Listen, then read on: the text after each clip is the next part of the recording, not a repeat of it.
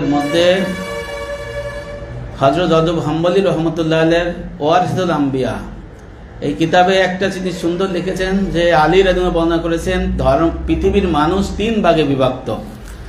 একটা হলো জাহেরি বাতিনি অর্থাৎ ফিকহ তাসাউফ শিক্ষাপ্রাপ্ত হাক্কানি আলেম। দুই নম্বর আছে ফিকহ তাসাউফ হাক্কানি আলেম অর্থাৎ জাহেরি বাতিনি শিক্ষকের ছাত্র তালিবে ইলম। এই দুই ভাগ হকের পথে আছে, সুবহানাল্লাহ। আর তৃতীয় ভাগ বলেছেন যে এই জাহেরি বাতিনি শিক্ষক এবং তার ছাত্র ব্যতীত যারা আছে তারা আছে ধ্বংসপ্রাপ্ত। আলহামদুলিল্লাহ আমরা জাহেরি বাতিনি ফিকহ তাসাউফ যে তত্ত্ববিদ মুহাক্কিক আলেম ওনার ছাত্র হতে পেরেছি এবং আমরা এই পরিপূর্ণ দিনের ছাত্র হয়ে বসেছি। এই জন্য মহান রব্বুল আলামিনের একটা মহান নিয়ামত, ঠিক কিনা ভাই?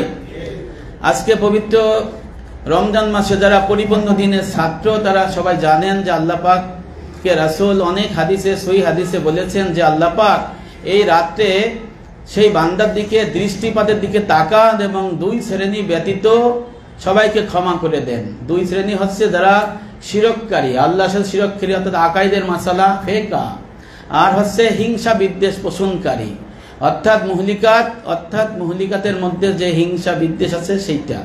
অর্থাৎ এই হাদিস অনুযায়ী বোঝা যায় যারা পরিপূর্ণ দিন ইসলাম ফিকহ তাসাউফের ছাত্র বা ইলম শিক্ষা করে আমল করে তাদেরকে আল্লাহ পাক ক্ষমা করবেন, আর এর বাইরে যারা থাকবে তাদের আল্লাহ ক্ষমা করবেন না।